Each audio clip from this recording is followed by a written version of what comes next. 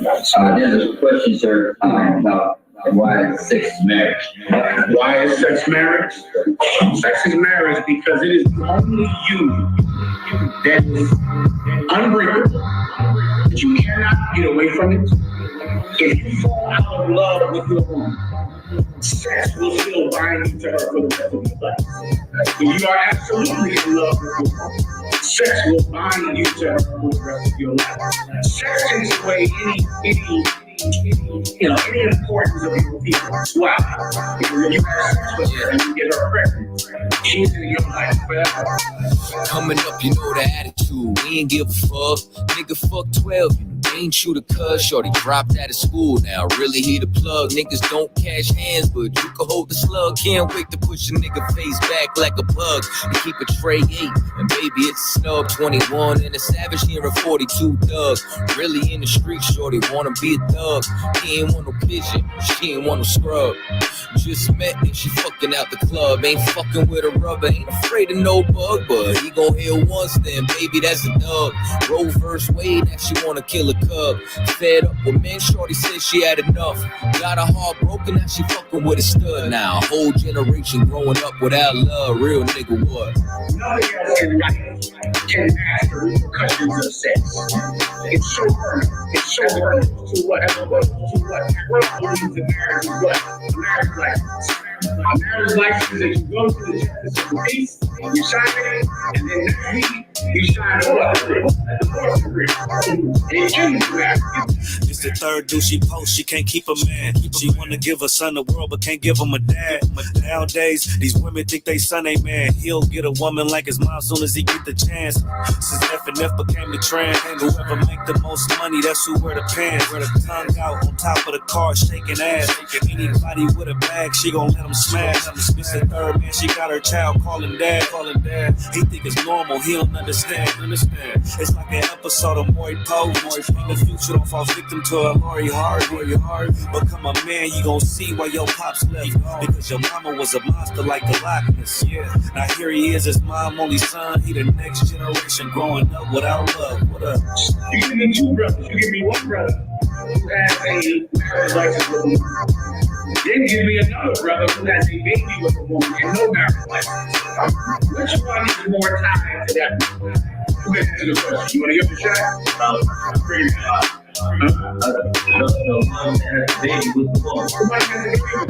He's the one that is tied to her forever. He's the one that's going to go to jail when he doesn't pay his child support.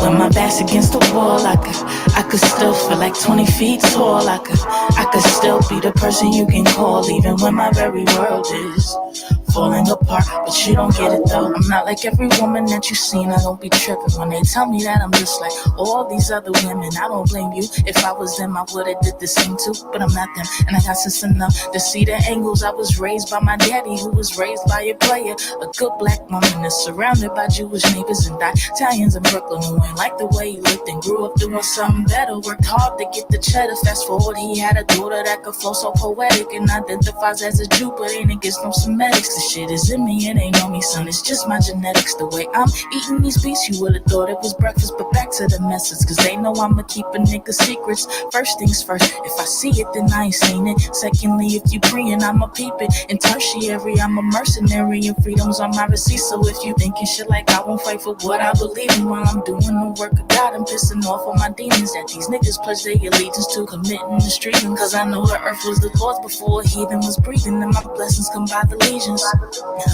Cause I'm solid like I'm a semen. They following like a sequence. I know that women and children need guidance, and I'ma lead them.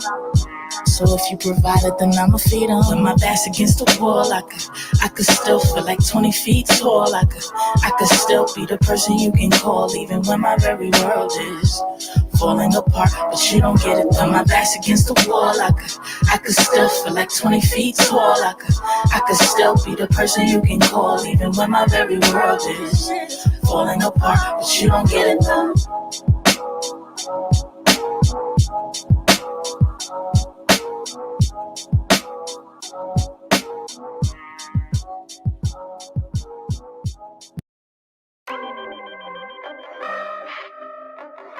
Yeah, on the table.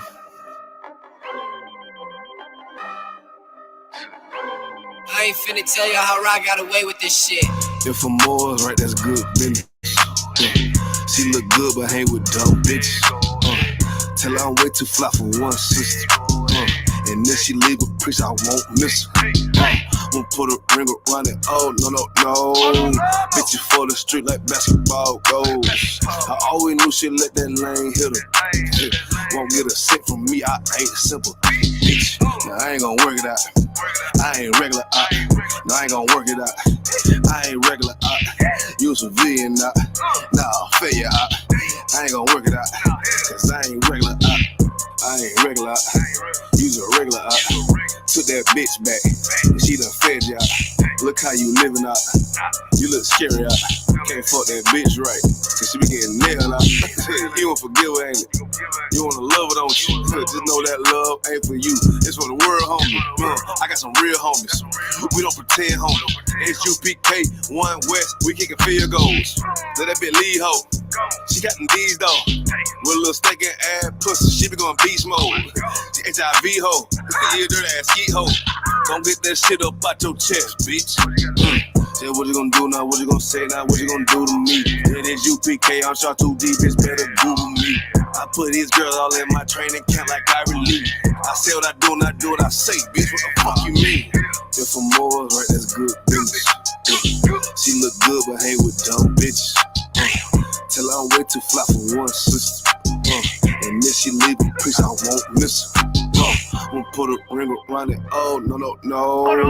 Bitches for the street like basketball goals. I always knew she'd let that lane hit her. Won't get a sick from me, I ain't simple. Bitch, now I ain't gon' work it out. I ain't regular, no, I ain't gon' work it out. I ain't regular, you a civilian, nah, failure, I ain't gon' work it out. Cause I ain't regular, I get paper, bro. Got my standards up. You a munchkin, catching these, check my favorite out. I'm a player, these niggas top block. Take your lead out. You shouldn't be worried about these broke ass bitches, and don't compare yourself to simp ass niggas, Had to shine a lot of these desperate ass women, Cause they be tripping hard, acting like they different, But a bit be basic, bit be horny, bit be naked, drinking, faking, stanking, the shame is dirty, mouth bit be faking. I don't get too fucks about you, I wouldn't have put no baby in. Bit be saying they got that paper, look, they let me itch. Done caught the penalty, and my energy got me feeling me. Ice hitting on these diamond teeth that's into me. And I'm getting right, and I'm stacking up, and I'm getting to it. And these niggas hate, but they can't touch, cause I'm bulletproof. If I'm Moors, right, that's good business. She look good, but hang with dumb bitches. Tell her I'm way too fly for one sister. And then she leave a priest, I won't miss her. Won't put a ring around it, oh, no. Bitches for the street like basketball goals. I always knew she'd let that lane hit her. Won't get a cent from me, I ain't simple, bitch. Nah.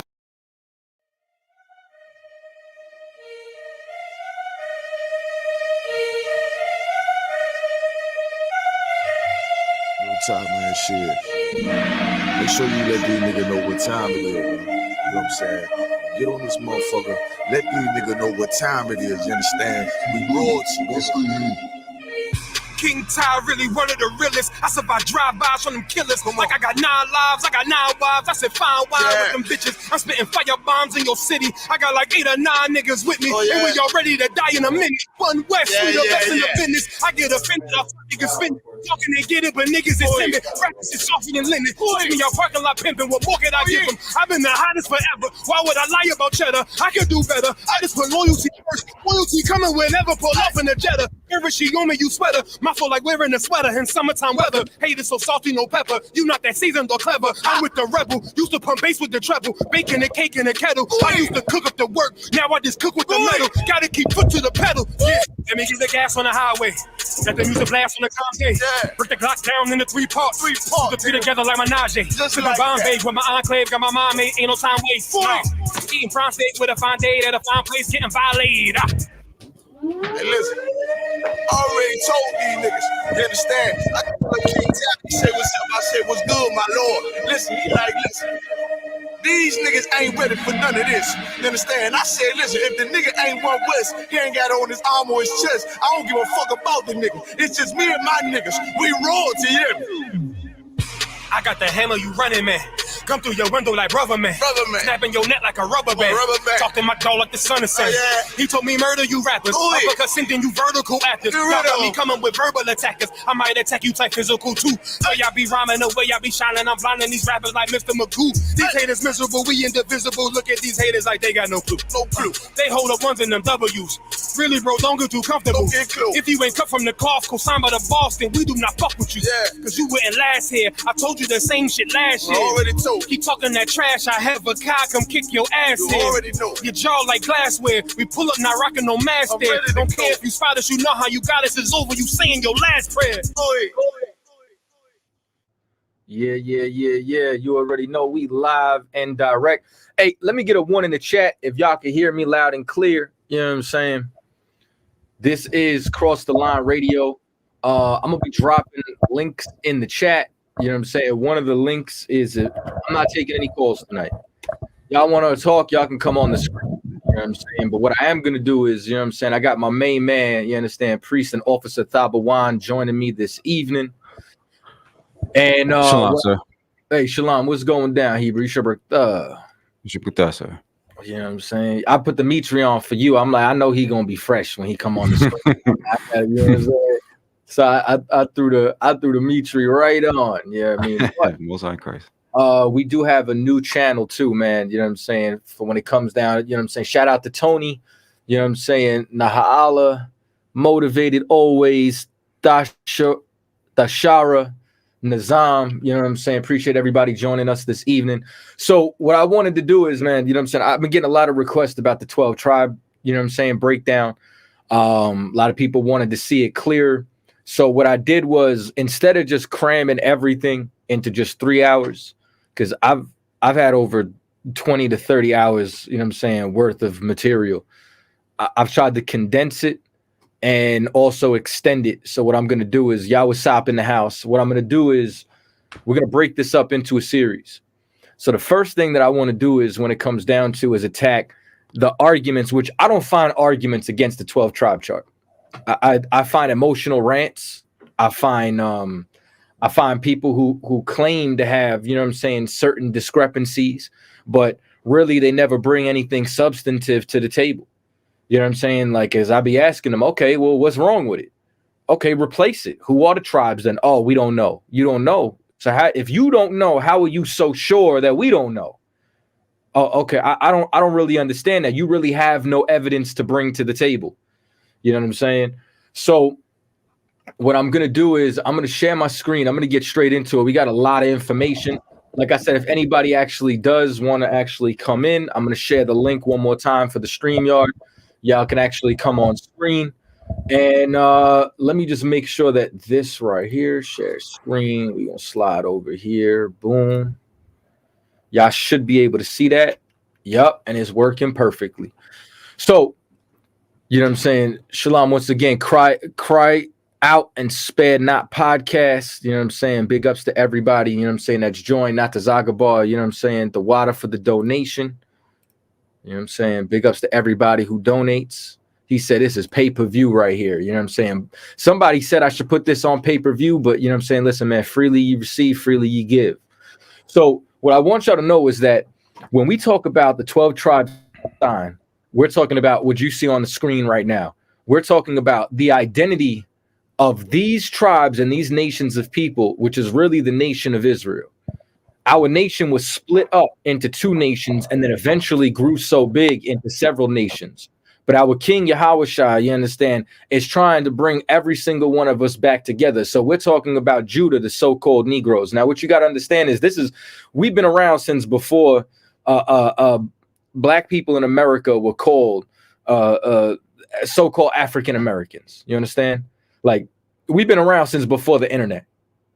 If there's anything that you can grasp and put inside, this ain't new. Some of y'all woke up a week ago, look at the 12 tribe sign and say, oh, that can't be right. You and all your years of experience and studies on this topic think that you know something. Okay. You understand? Benjamin, the so-called West Indies. So now we're talking about not only Jamaica, we're talking about Trinidad. We're talking, you understand? We're talking about all the Caribbean islands with the exceptions of the other half of Hispaniola, Cuba, and we call it, and Puerto Rico. Levi, the so-called Haitians. Simeon, the so-called Dominicans. Zebulon, you understand, is so-called Guatemalans all the way on down to Panama. Ephraim, so-called Puerto Ricans. Manasseh, the so-called Cubans. Why are we saying so-called? You understand? You're saying there's nothing on screen. Let me know if y'all could see it. Look, I could see it clear as day. Hold on, let me double check on the YouTube link right quick. Let me see just to make sure. Hold up. Let me see just to make sure. Nah, brother, you might have to refresh your feed. If you're saying that there's nothing on the screen, I'm looking right at it on YouTube. You know what I'm saying? So now, and it says Reuben, the so-called Seminole Indians. And what I'm also going to do is I'm also going to later on show you the difference between the Seminole Indians and the Gadites, because people always ask that all the time. They're like, oh, I thought they're all North American Indians. What's the difference between them? Naphtali, Argentina to Chile. Asher, Colombia to Uruguay. And this is how I know that people really just resist the truth, because they say, where's Brazil? Well, if you were to go on a map, you would find Brazil in between Colombia to Uruguay. I don't know if y'all don't understand basic English, and I ain't trying to be too smart with y'all tonight, you understand? But the problem is, if you come up against this chart, which you're going to get into, we're going to get into tonight, what you're going to learn, you understand, is that really you're a white supremacist. Really, you're an antichrist. Really, you do not want God's chosen people to come back together.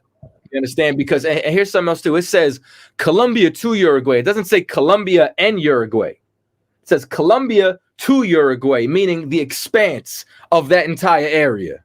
All right. And then Issachar, the so-called Mexicans.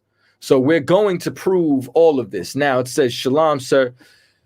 How would you, hold up, let me see what this brother's saying right now. He said, how would you do an accurate class on our people in the Eastern Hemisphere? You understand? Well, you would have to talk about what people are you speaking of specifically. You know what I'm saying? So what I would need you to get a little bit more specific than just the Eastern Hemisphere. Now, we're in the Western Hemisphere, and from us being in the Western Hemisphere, that's why you understand this is not only predicated to where the bulk of the tribes are, but where the majority of our captivity took place. And we are in the Western Hemisphere. So now, with that being said, let me come back up here. Boom. So, Pt.1, are you able to see these clear? Kind of what kind, sir? Okay, Most High in Christ. You know what I'm saying? So if you could be so kind, you know what I'm saying, to just read the first two scriptures up there. Kind of what kind, sir? Deuteronomy 28:15.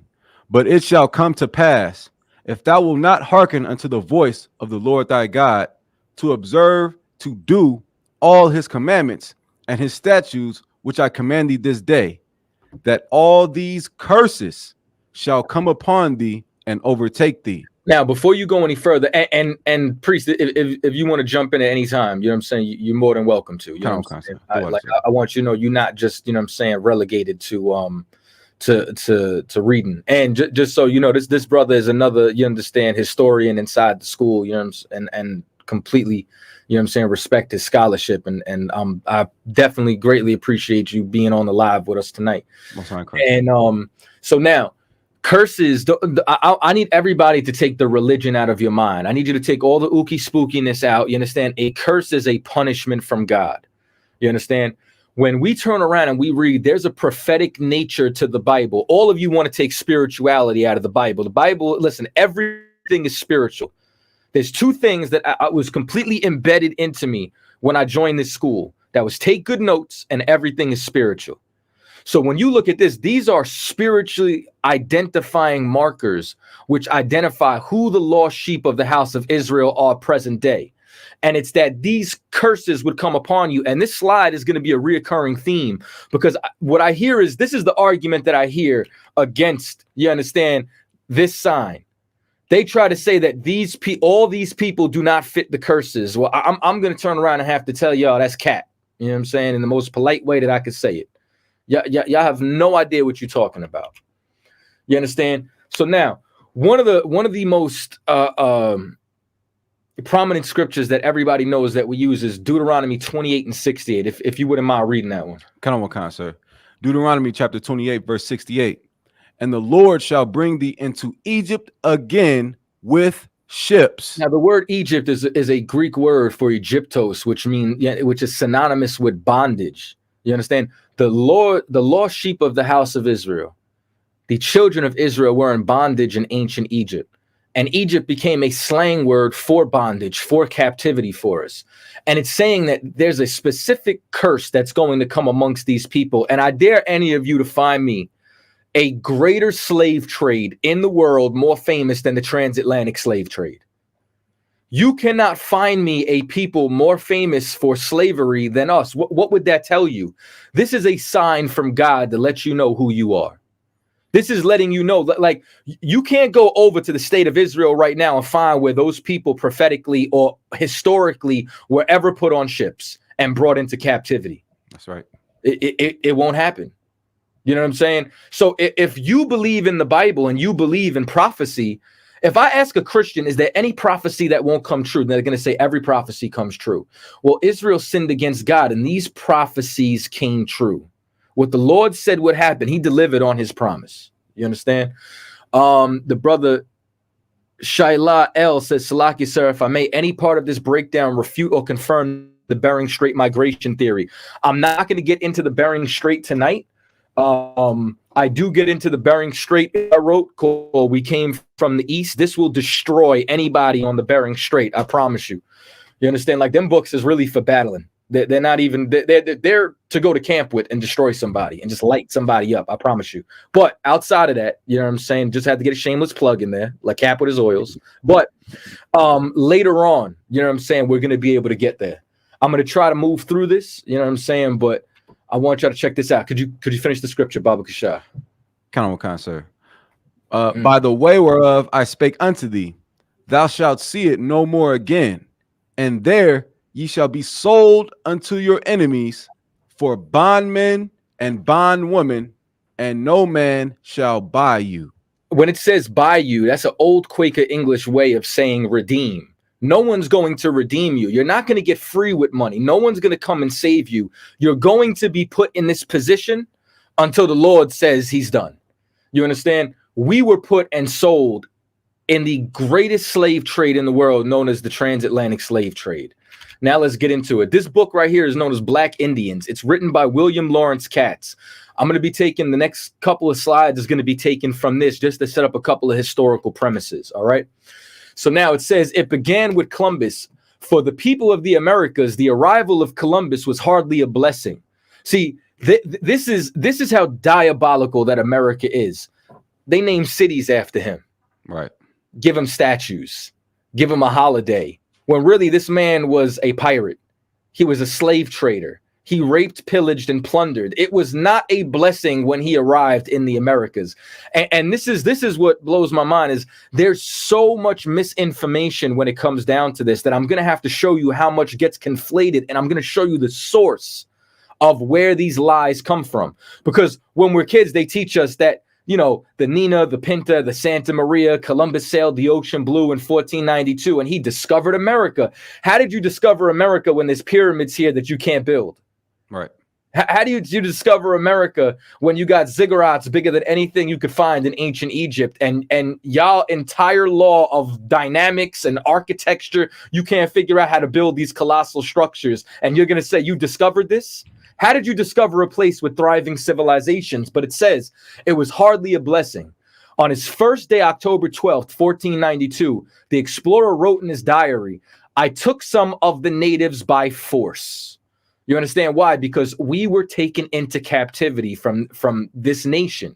He later found the original inhabitants to be traceable, peaceable, and concluded there is not in the world a better nation. And this is why the scripture says he put forth his hands against those who were at peace with him. Meaning he finds these people and finds they're at peace with him. He comes to the shore, sees a stranger, and they're charitable. They give him gifts. They try to be at peace with him.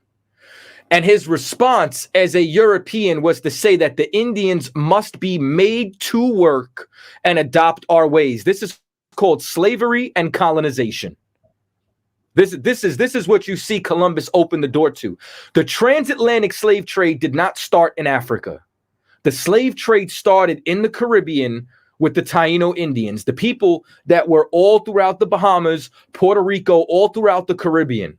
The people that you would call so-called Puerto Ricans today, Taino Indians, all right? Now, once again, we're not talking about the Spaniards who descend. We're talking about the natives and the indigenous. Don't be simple. This is the problem. Like, y'all jump to conclusions and assume instead of asking questions. And it's okay if you want to know. It's okay if you want to understand. This is what you need to understand. That when you go to the island, let's just use Puerto Rico for an example. You're going to have people there who are Judites who were brought there on the slave trade and stayed. You're going to have people there who are Tainos, who are the indigenous population of Puerto Rico. And you're going to have people who are a part of the conquistadors or the Spaniards or the Portuguese or the French, all of which, you understand, even some of the Brits who came throughout the Caribbean and then made these different ports their home. And it says, Columbus had opened the Americas to European penetration, also began the transatlantic slave trade. He started by shipping 10 chained Arawak men and women to Sevilla, Spain. In 1498, he wrote enthusiastically to King Ferdinand and Queen Isabella about the business possibilities, meaning the transatlantic slave trade, chattel slavery, started with the Arawak and Taino Indians in the Caribbean. And it says, from here, in the name of the Blessed Trinity, if you're a Black, Latino, or Native Indian, what you don't realize, if you are a Christian today, I'm not talking about the Bible. I'm not talking about throwing away the Bible. I'm talking about throwing away the philosophy. You understand? The false interpretation and misnomers that they forced into us through colonization, through slavery, through lynching, and through mass unaliving. You understand?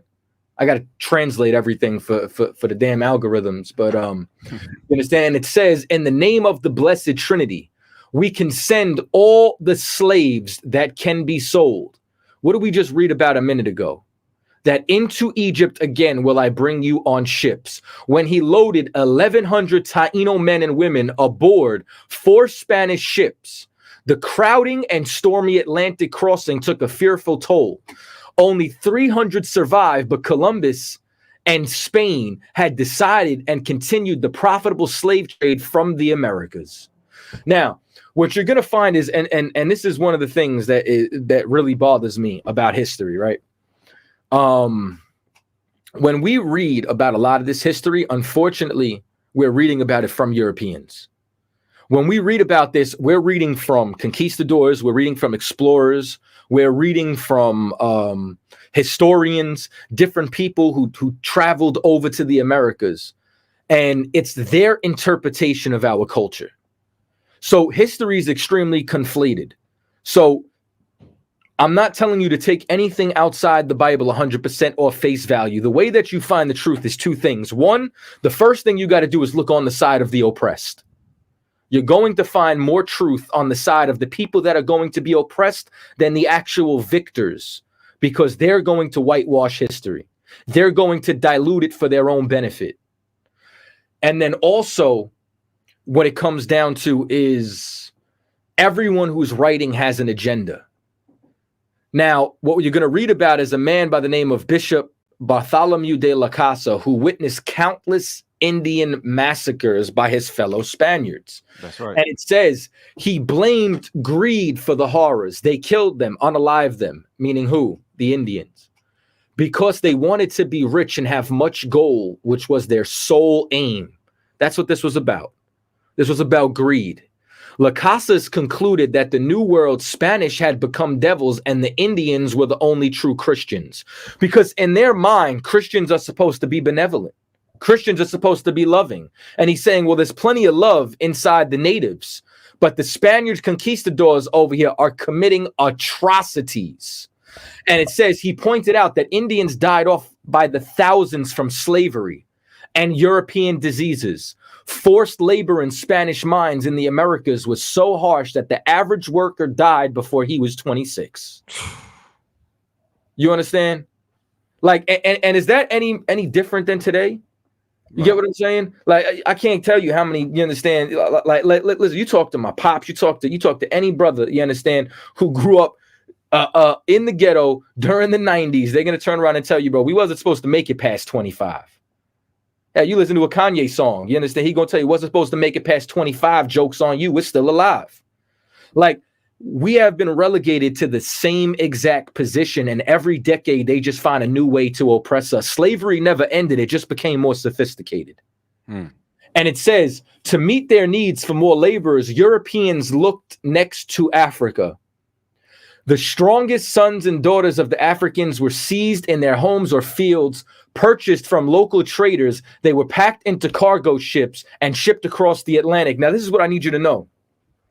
This ain't about measuring whose pain is greater.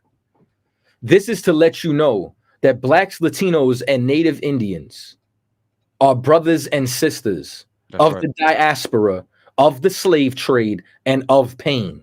That's right. And ethnically go back in antiquity to the lost tribes of the nation of Israel. This is what you need to comprehend, that we all went through this. That when you read about the prophetic nature of the punishments that God put on the nation of Israel, they fit all of us. Now, let me show you something here, right? If you could read where it says Deuteronomy 28 and 32, Baba Gashah. Kind of what sir. Deuteronomy chapter 28, verse 32. Thy sons and thy daughters shall be given unto another people, and thine eyes shall look and fail with longing for them all the day long, and there shall be no might in thine hand. Now, let me show you a historical reference for this. It says, thy sons and thy daughters are going to be given to another people. You're going to be separated from families, and there's going to be no might in your hand to be able to stop this. Now, let me show you what Thomas Brannigan, a Dublin youth who for many years served as a seaman aboard slave ships, how he described these scenes, right? And it says, children are torn from their distracted parents, parents from their screaming children, wives from their frantic husbands, husbands from their violated wives. That's in the curses as well. Brothers from their loving sisters, sisters from their brothers. See them collected in flocks, and like a herd of swine driven to the ships. They cry, they struggle, they resist, but all in vain. No eye pities, no hand helps. Read 32 again for me, Baba Kashah. Thy sons and thy daughters shall be given unto another people, and thine eyes shall look and fail with longing for them all the day long, and there shall be no might in thine hand. Families being torn from each other, no eye pities, no hand helps. Now you're going to turn around and tell me that we're not the lost sheep of the house of Israel? Let's keep going. To the brother's question, yeah, all this is still in Black Indians. If I could also instill this in y'all, when you turn around and you read a book off the list, don't just look for someone else's highlights. Read it yourself. Read the book for yourself. Right. All right. And it says both Africans. Now, in this book, he's calling our people Africans, but this would be the so-called Judites, the Levites, you understand, the Benjamites.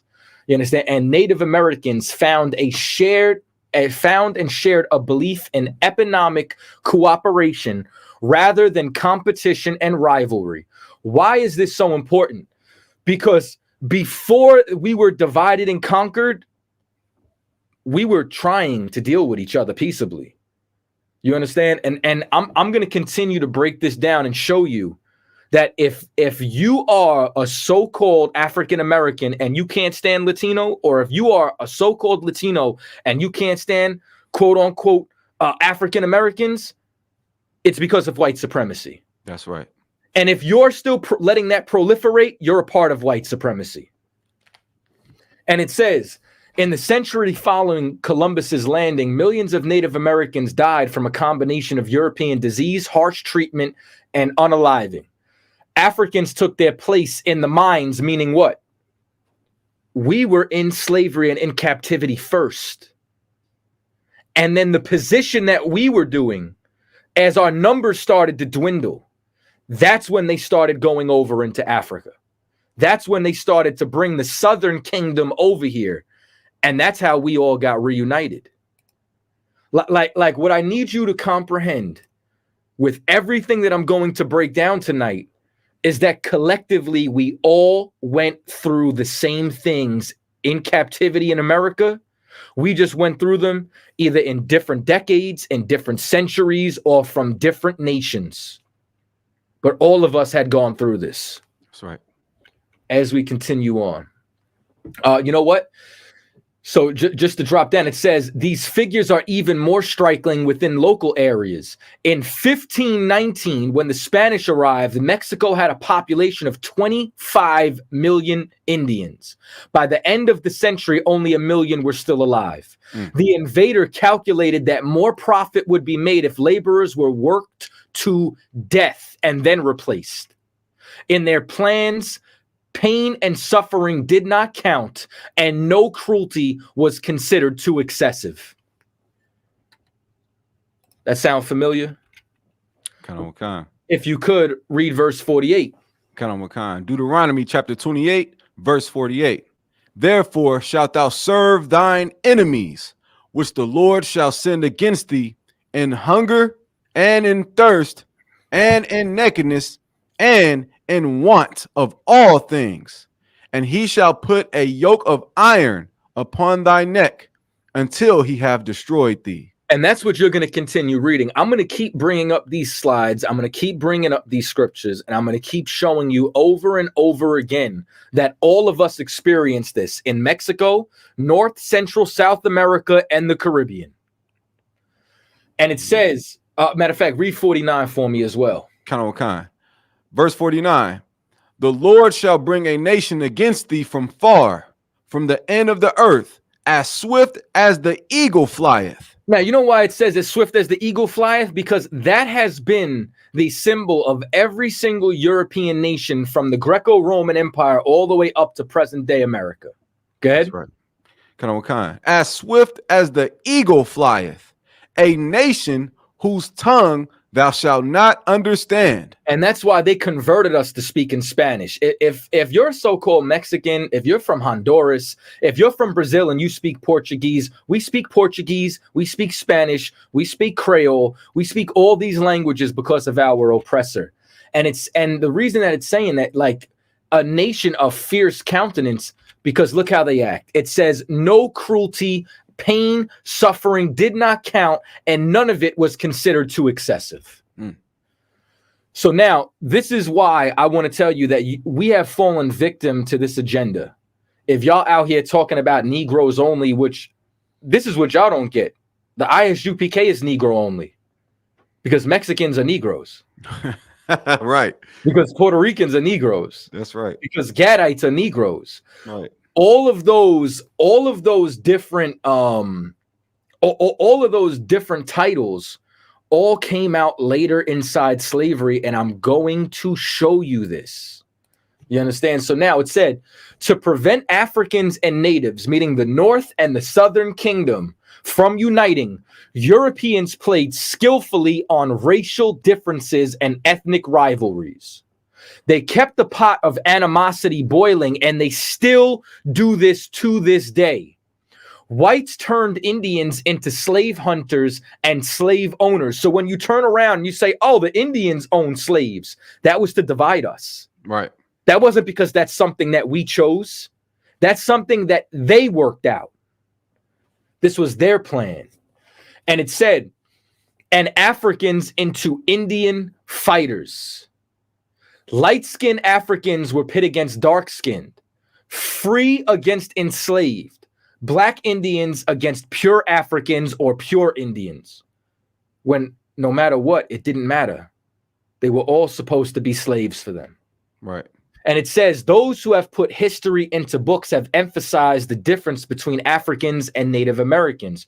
For example, they have stressed that the Europeans encountered Indians as distinct individuals and members of proud nations, and Africans as nameless slaves.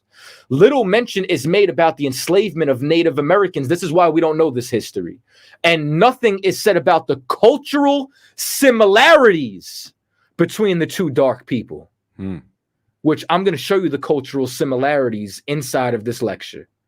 I'm going to show you that we are the same people, cousins of the same nation, and brothers of the same pain.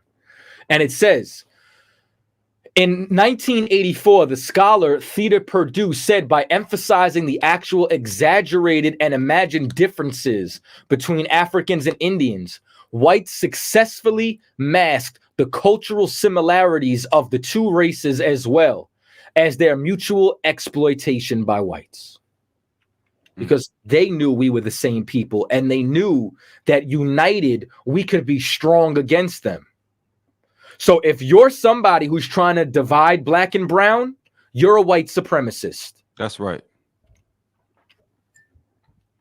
As we continue on. And it says, to disrupt their racial alliance, U.S. officials promoted slavery. Now, I'm going to be jumping through different periods of time at different, you understand, variations of this breakdown. Because what I want you to see is that they did this in Mexico. They did this in the Caribbean, and they did this in North America. And it says, of the 5 nations, only the Seminoles rejected the kind of slavery the United States wanted.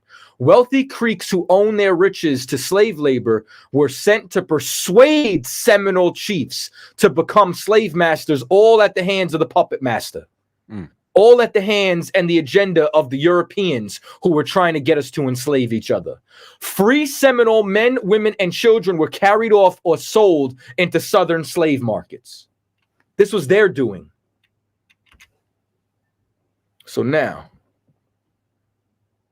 I'm just going to keep messing with this cat and keep putting him in timeout. Hold on. So now, this is what else I want you to know. It said, in the real wilderness, 2 dark people met and often united. Why is it saying 2 dark people? You understand? Because what they're trying to let you know, because y'all get caught up on colorism, but it's trying to let you know that this was black and brown uniting. And it said they were not driven together by any special affinity based on similar skin color, because free men don't think about skin color.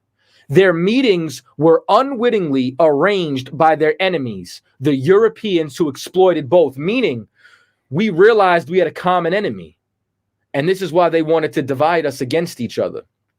And every time that we would come up against them, they would try to conceal it and snuff it out. It said in 1774, James Madison, this is a founding father, wrote about slave revolt. It is prudent such attempts should be concealed. This is what they don't want you to do. This is why they give you the Martin Luther Kings and the Squantos. They give you the people that kissed the white man's ass, our oppressors behind. That's what they do. And they conceal the people who rose up and revolted.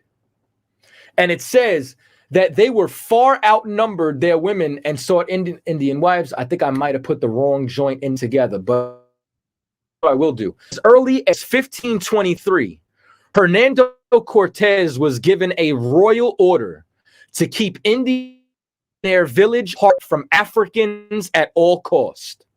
Meaning, Ferdinand and Isabella, a royal order means that it came from the throne.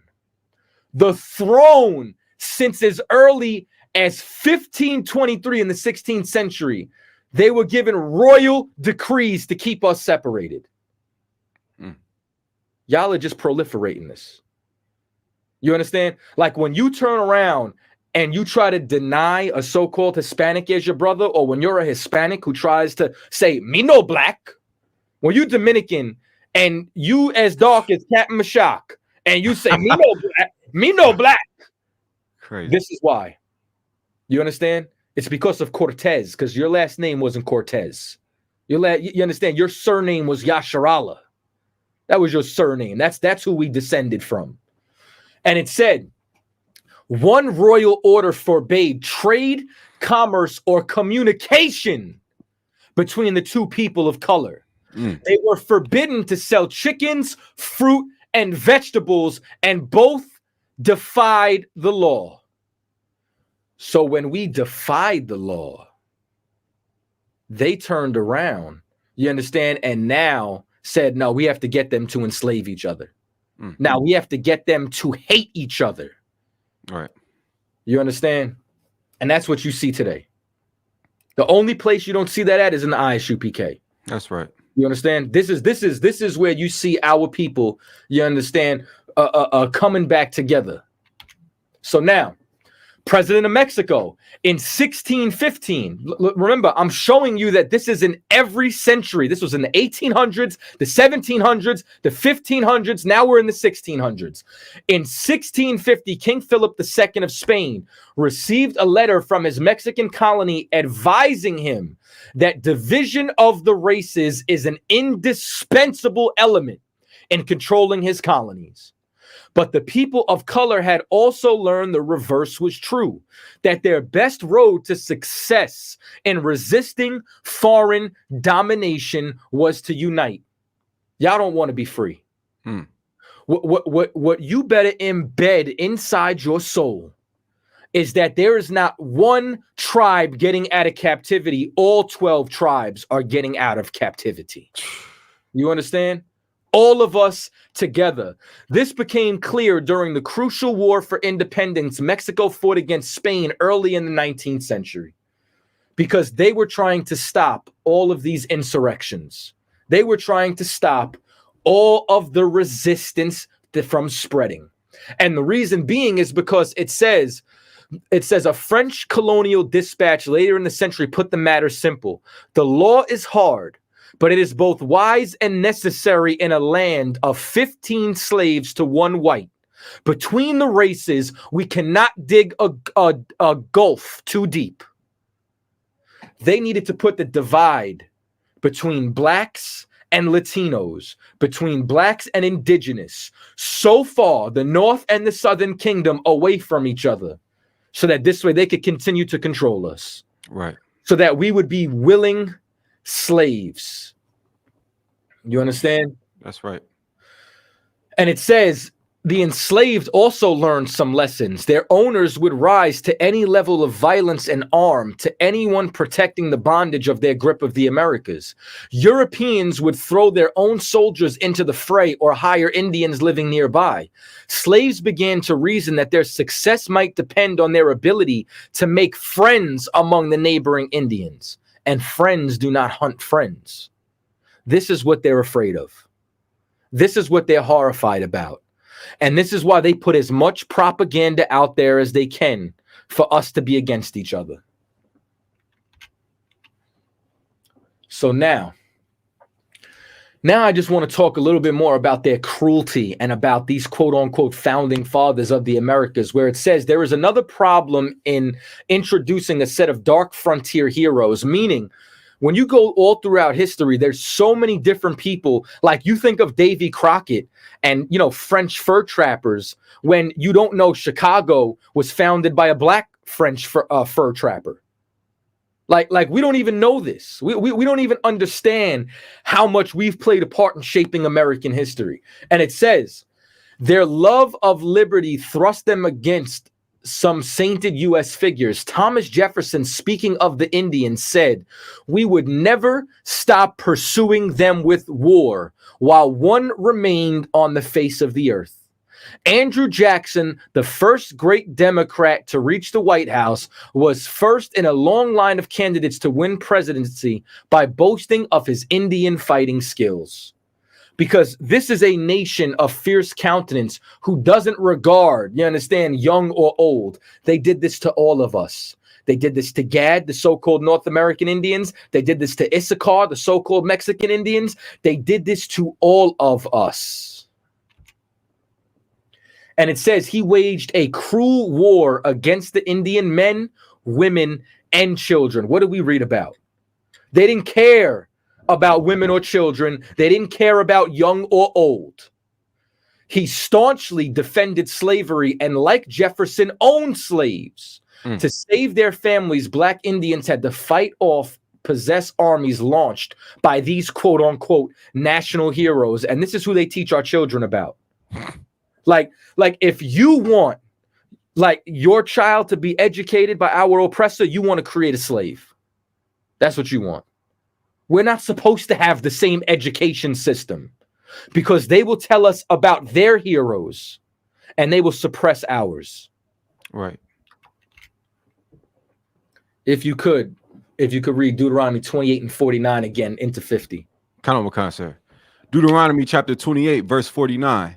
The Lord shall bring a nation against thee from far, from the end of the earth, as swift as the eagle flieth, a nation whose tongue thou shalt not understand. A nation of, it's like it, sir. Good. Oh, kind of.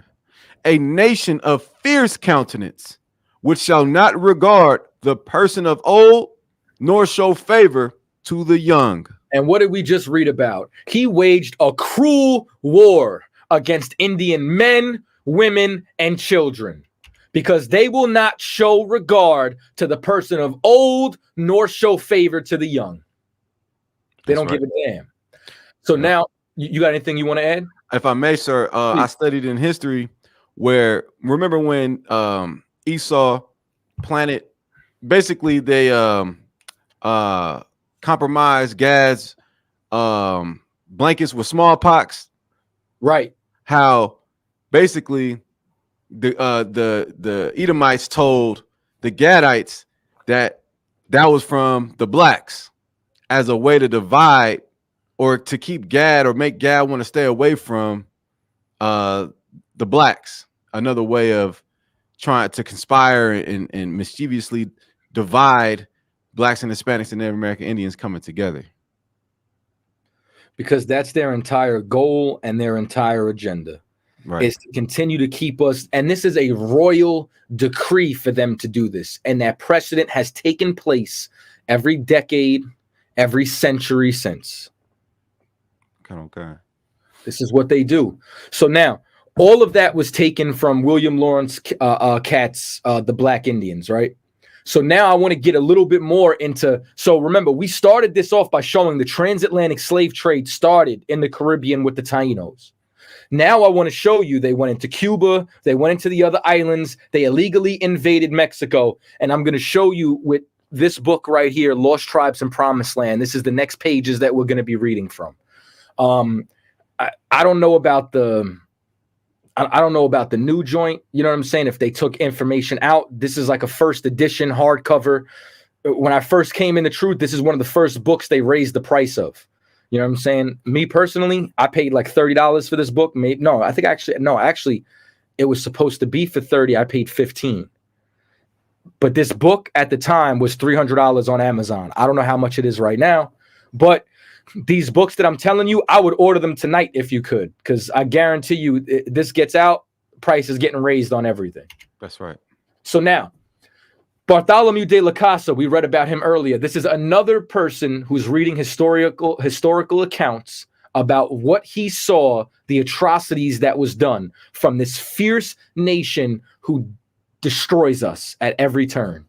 And it says, this is page 157. It says, it was customary among the Spaniards that one man chosen by the captain would take charge of distributing the food and other things given out by the Indians. Now, what did we read about earlier? In food, in clothing, and in want of all things would we have to go to our enemies for.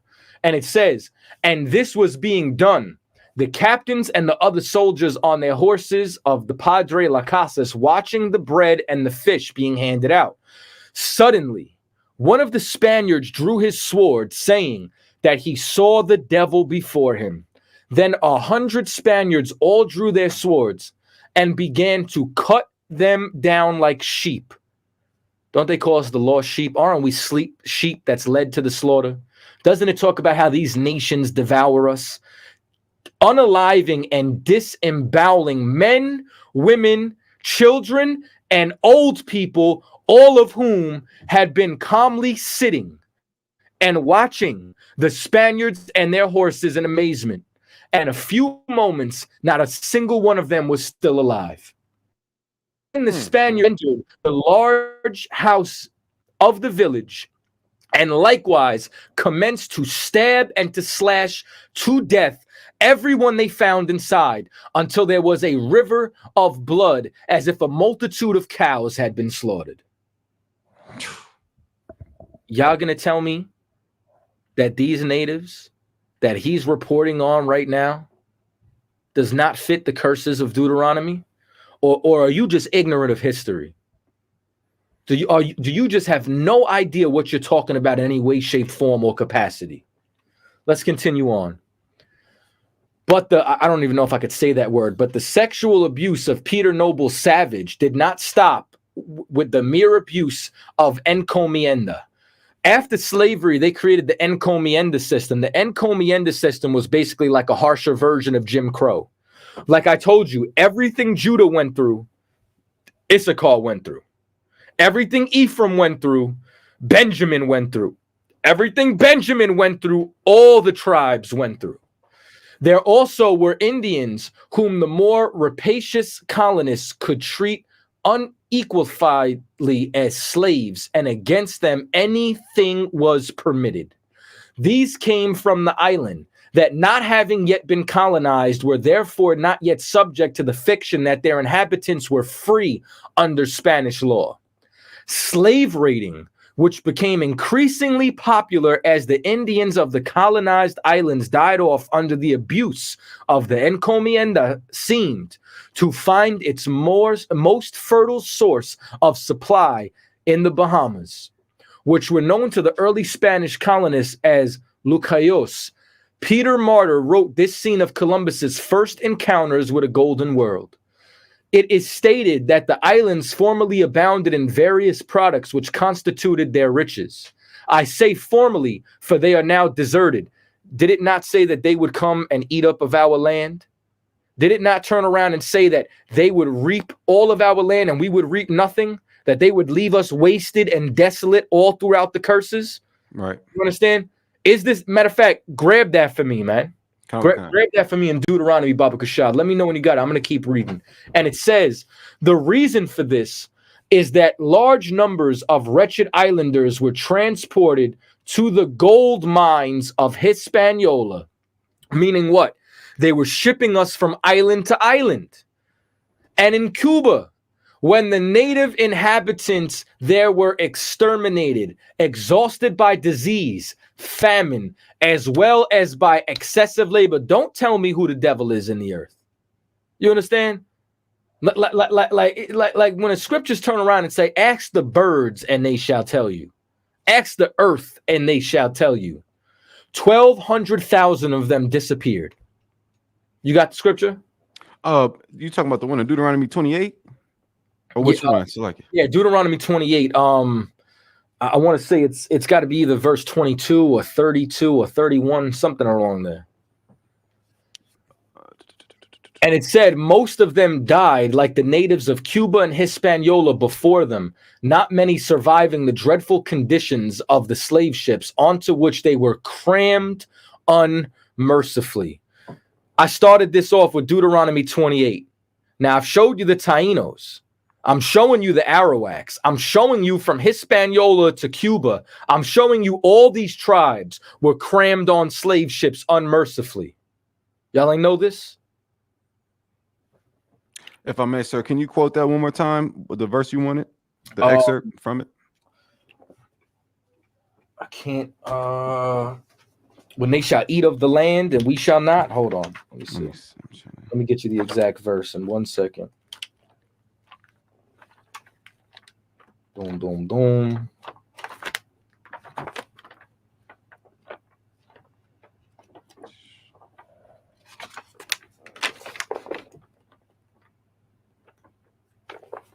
I should have put it in there earlier, but it's not Deuteronomy 22. Let me see something. You know what? Give me Give me Leviticus 26 and 17. Kind. Is it 33? I think it's 333 for me. Kind. Deuteronomy 28:33. The fruit of thy land and all thy labors shall a nation which thou knowest not eat up. You understand? That's it right there. And this is why I said it is stated these islands formerly abounded in various products which constituted their riches. I say formerly, for they are now deserted. Why are they deserted? Because they came and they raped, pillaged, and plundered the land, that there was nothing left, that we couldn't enjoy the riches of the fruit of the land anymore. Once again, there's not a curse inside of Deuteronomy or Leviticus, the 26th chapter. You understand that you can't find amongst our people. That's right. And it says, a ship could have easily sailed from Lucayos to Hispaniola without compass or chart, guiding itself solely by the trail of unalive Indians which had been thrown from the ships. It's just a trail of bodies. It was a trail of bodies from island to island. This is how bad they were massacring us.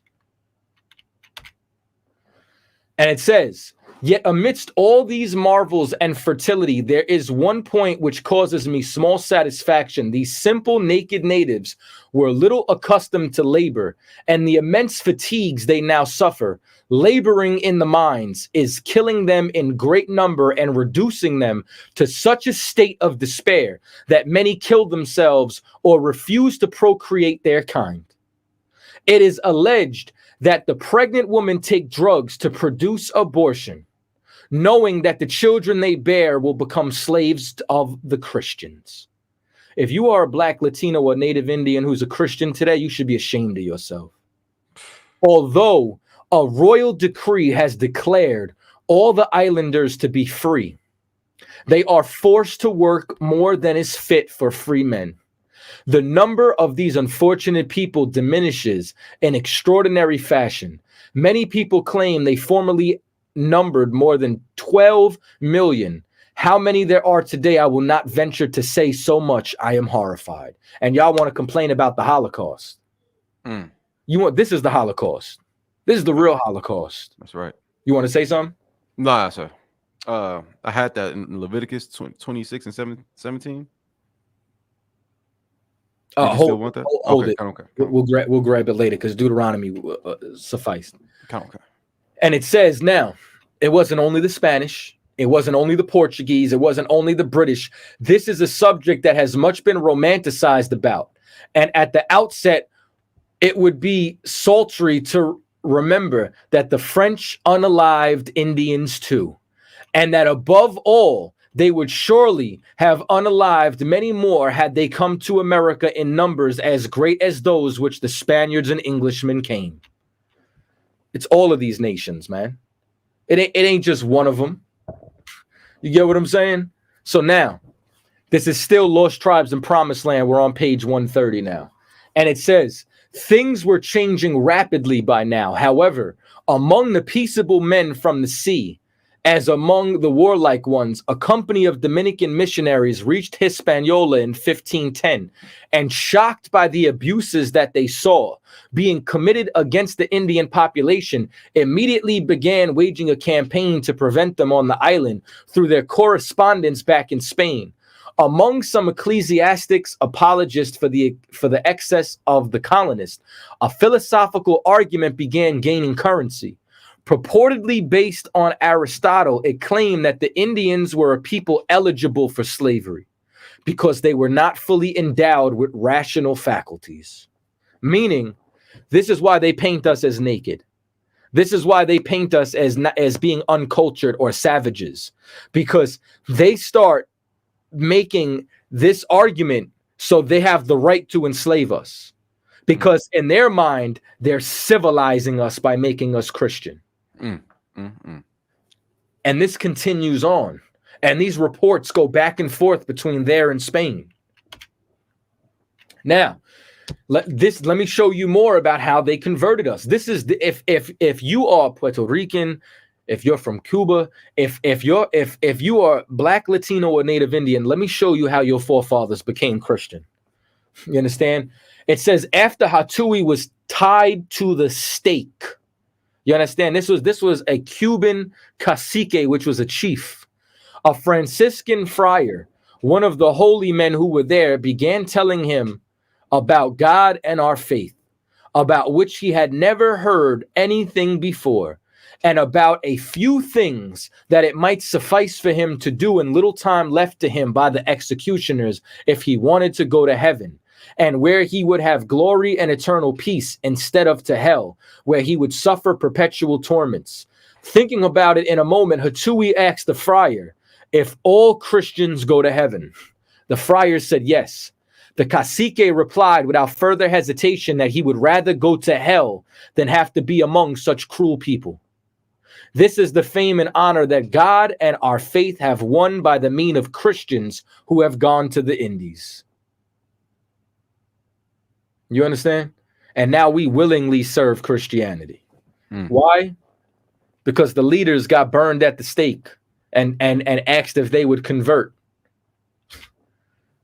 You understand? Once again, find me a curse up here that we don't fit. Find me one of these that we haven't read about that hasn't come to life this entire time. Find me one. I bet you can. Mexican archaeologists identify the first Mayan slave ship to have ever been discovered. Let me ask you something, Pt.1. Where are the Mayans located? And the Mayans dominantly? Yeah. Central and South America? Central and South America, as well as Mexico, the Yucatan Peninsula. Right. You know who we say dwelt in the Mayan Empire? We say that Zebulon dwelt in the Mayan Empire. Right. You understand? You know who else interacted with the Mayan Empire? The Aztecs. Like, This is what you got to grasp. So far, I've showed you everyone in the Caribbean's gone into slavery on ships. Now I'm showing you the Central Americans and South Americans went into slavery on ships. And it says archaeologists in Mexico have confirmed that a shipwreck discovered off the coast of the Yucatan Peninsula once carried captured Mayans who were sold into slavery. It is the first Mayan slave ship ever to be discovered, according to Mexico's National Institute of Anthropology and History, which made the announcement Tuesday. Y'all ain't know nothing about this. You understand? Y'all ain't know a damn thing about this. Each slave was sold to middlemen for 25 pesos, and they resold them in Havana for as much as 160 pesos for men, 120 pesos for women. INAH archaeologist Helena Barbera McKinney says in a press release, the ship sunk on September 19th, 1861. You understand? While en route to Cuba, proving that slavery continued despite being abolished in Mexico in 1829. Never mind what they were doing in the 1500s, the 1600s, the 1700s. We're talking about this happening in the 19th century. Right. And a decree issued banning the forced extraction of Mayan people that same year. For researchers, the discovery is highly relevant. Said in the release, beyond the difficulties in identifying a wreck by name, it also speaks to an ominous past for Mexico that should be acknowledged and studied in terms of its context and time. Archaeologists confirmed the identity of the ship from its boilers, which exploded and caused the boat to catch fire, as well as the wooden hold side wheeler, which had been preserved. They also found artifacts, including fragments of glass from bottles, ceramics, and 8 brass cutlery used by the first-class passengers on board.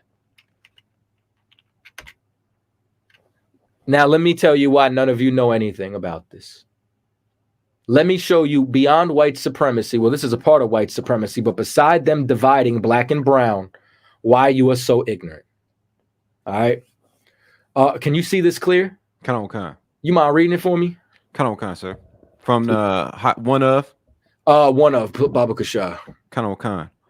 One of Las Casas' greatest enemies in his battle for humanitarian treatment for the Indians, Francisco Lopez de Gomora, the secretary and biographer of Hernando Cortez. Now, if I could, I'm gonna interrupt you a little bit going down.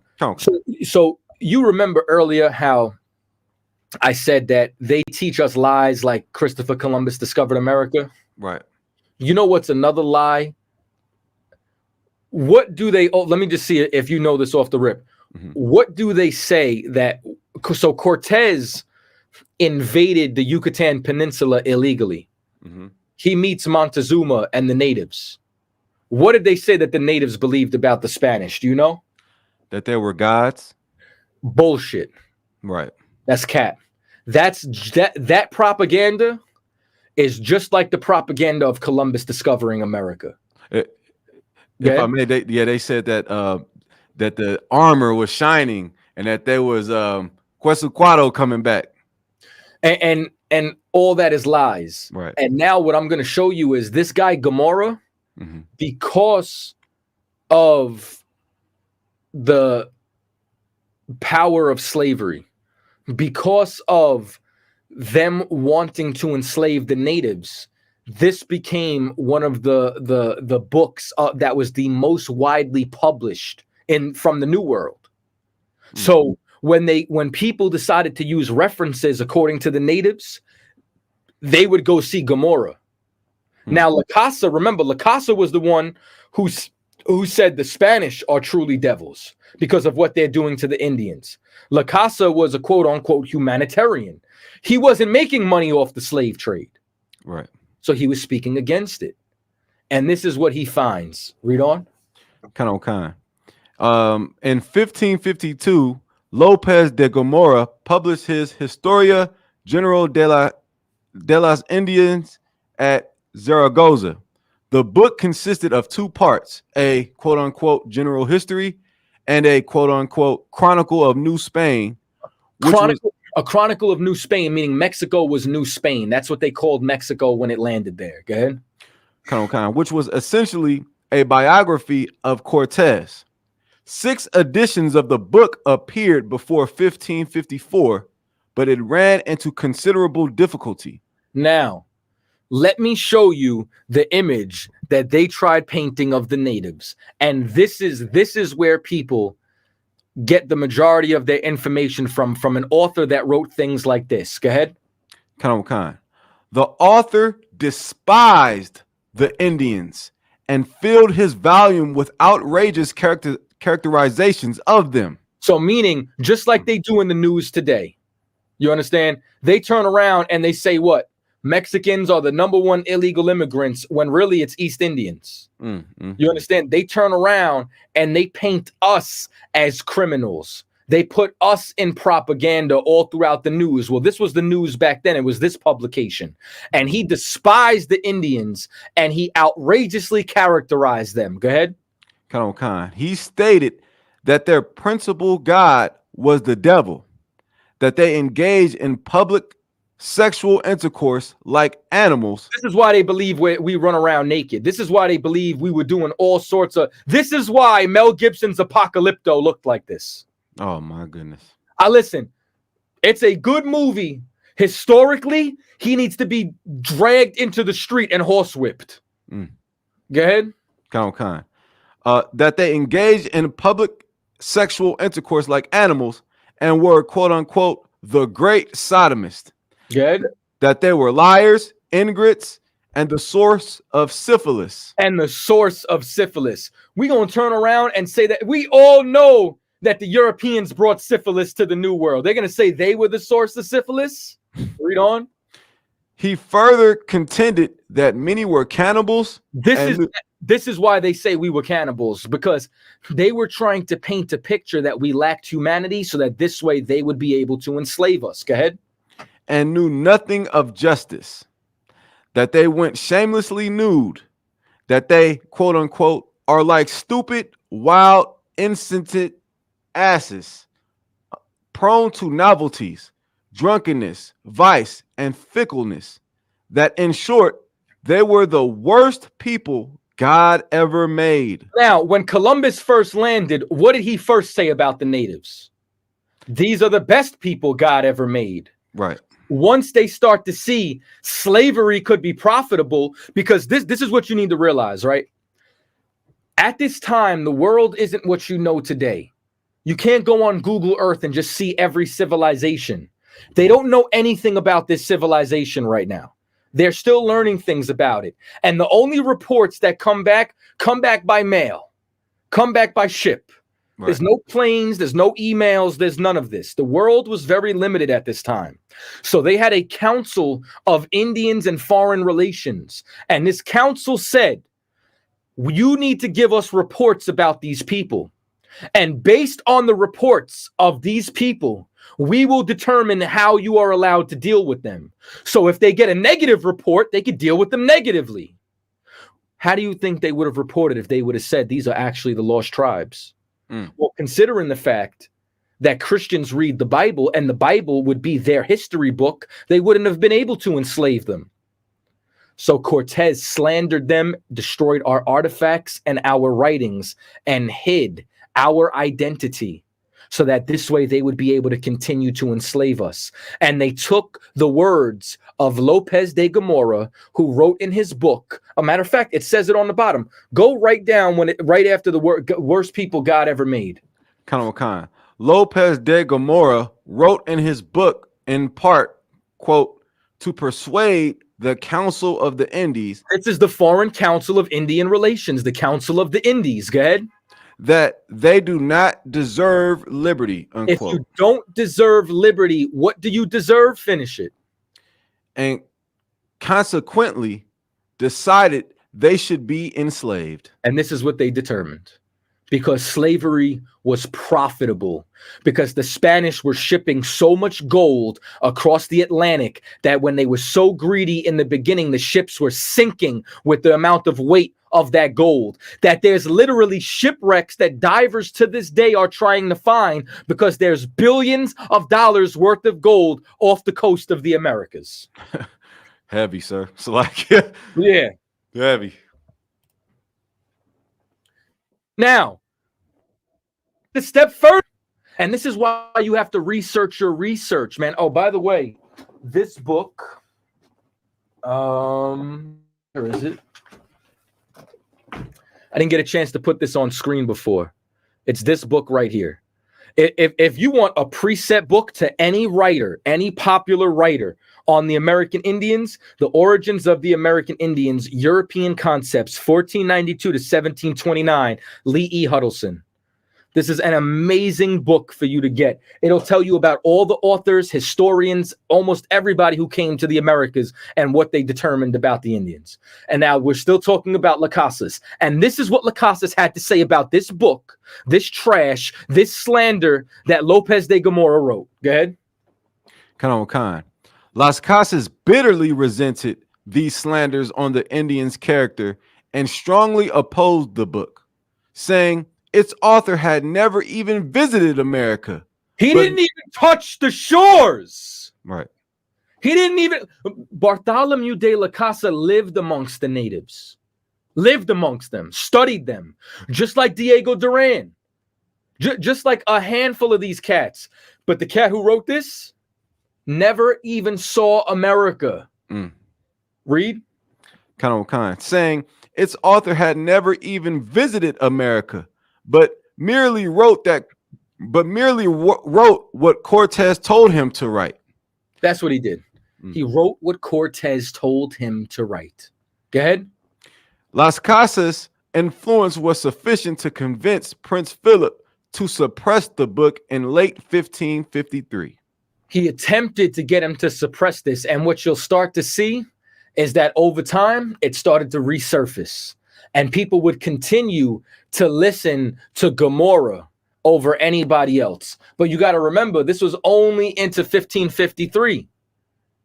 It had already been published. It had already been put out. You want to say something? If I may, sir, it's so heavy that you bringing this out because Hernan Cortez is chronicled that it's on record that he was so amazed when he saw the natives, how civilized they were, how they had an economy, they brushed their teeth, the exotic fruits and vegetables, how civilized they were, and to hear them, to hear this is just heavy.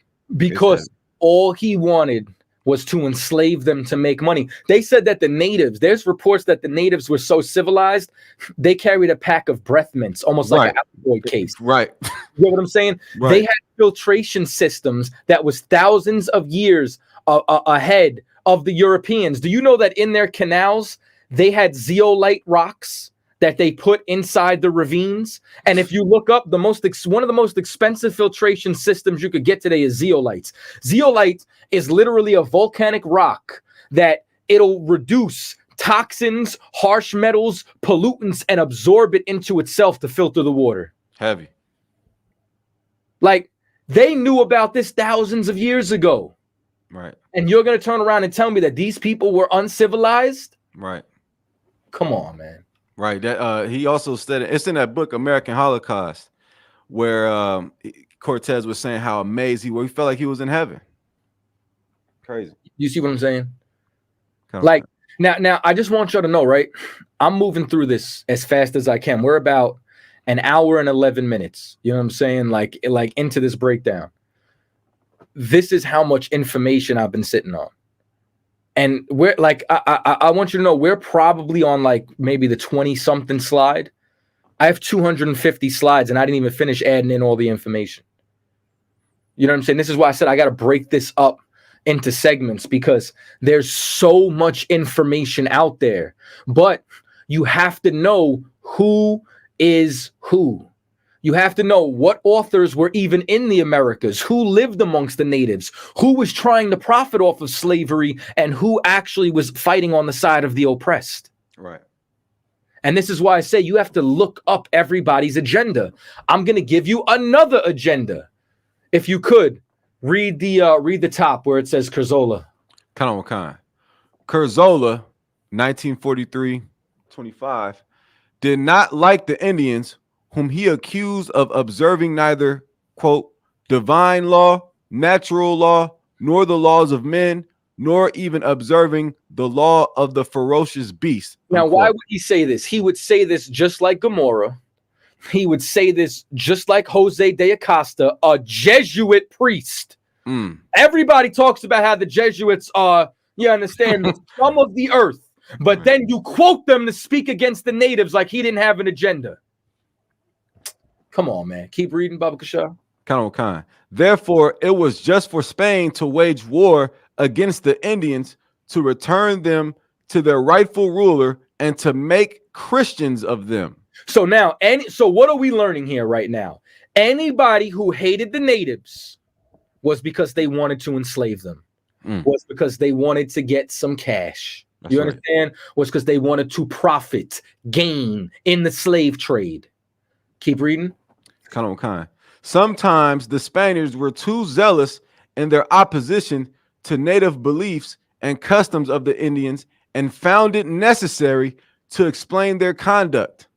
So now it says they were too opposed, and some people were sitting down and trying to understand them.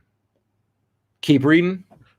One such was Diego de Landa, who in 1566 completed in his Relación de las Cosas de Yucatán to justify his actions toward the Indians of that province. So meaning they continue to write negatively about them, to continue to oppress them.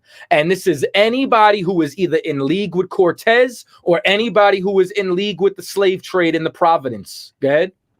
Like so many other early works on America, it was not published in his lifetime. That first publication was an incomplete French translation in 1864. The complete version in Spanish appeared in Madrid in 1881. In this case, the lack of publication was not critical, since Landa made only 2 brief references to the origins of the American Indians.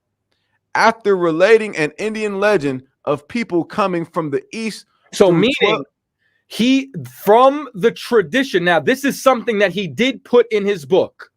He was trying to figure out who they were. He didn't like them, spoke negatively about them, but he wrote about one of their oral traditions. And he says this was an Indian legend and oral tradition. Go ahead. After relating an Indian legend of people coming from the east through 12 paths open through the sea, Landa observed that if this were true, they would be Jews.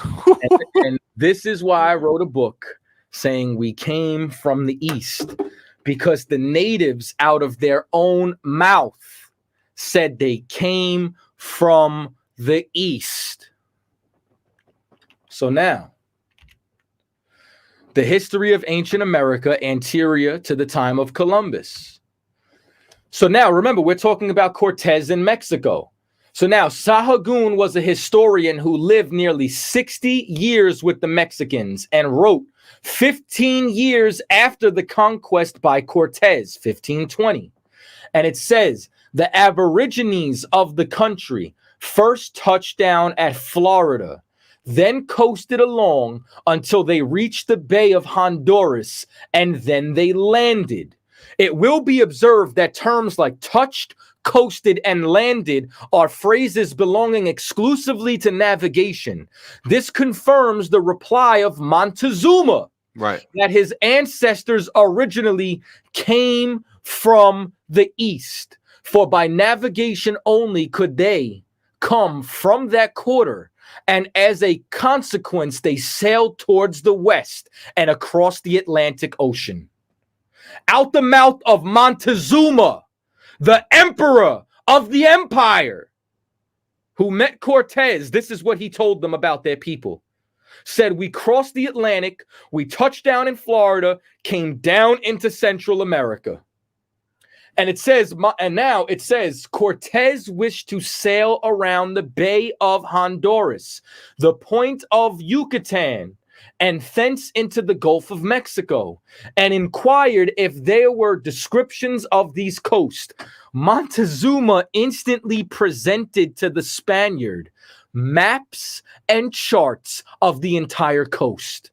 And from these, Cortez steered and sailed his perilous voyage around Honduras. And by the correctness of the charts, he accomplished his expedition in safety. Do y'all hear this? Now, I thought these people were uncivilized. Right. I thought they were clueless. I thought they were savages. You mean to tell me they have nautical maps? You mean to tell me they had cartographers amongst them who were able to accurately chart the entire coastline of the Americas? And here's another lie. They try to turn around and act like Israel hasn't had any maritime skills. Maritime skills meaning talking about sailing. You mean to tell me the Bible doesn't talk about King Solomon's navy? Right. You mean to tell me that the Bible doesn't talk about how he would send his ships out on year and a half voyages? Right. No, they try to suppress this information because they do want us to know we crossed the Atlantic. There goes your Bering Strait. It's out the window. This is out the mouth of the natives themselves. This is their legends. This is their oral traditions. This is their history. Let's go a little further. Should we go into South America? How about the Conquest of Peru? You understand, this book was published in the 1800s, all right? And it says, and it's talking about the civilization of the Incas, all right? So this is literally going to talk about, you understand, the conquest all throughout South America and the different islands. And I'm going to jump through some of this history. If you could, right, could you get me Deuteronomy 25 lined up? And then could you also line up Psalms 55 and 3? Okay. Yeah, we'll go there first. So I'm going to read this while you get those, all right? Okay. So it says, so now this was on an expedition as they're moving through and they're getting ready to conquer the natives inside of South America. And it says, at length they reached a thick settled hamlet, or rather town, in the province of Coque. The Spaniards rushed on the place, and the inhabitants, without offering resistance, fled in terror to the neighboring forest leaving their effects of much greater value than had been anticipated in the hands of the invaders. We fell on them, sword in hand, says one of the conquerors with some of the naivety. For if we had advised the Indians of our approach, we should have never found there such store of gold and precious stones. The natives, however, according to another authority, stayed voluntarily, for as they had done no harm to the white men, they flattered themselves none would be offered to them, but that there would be only an interchange.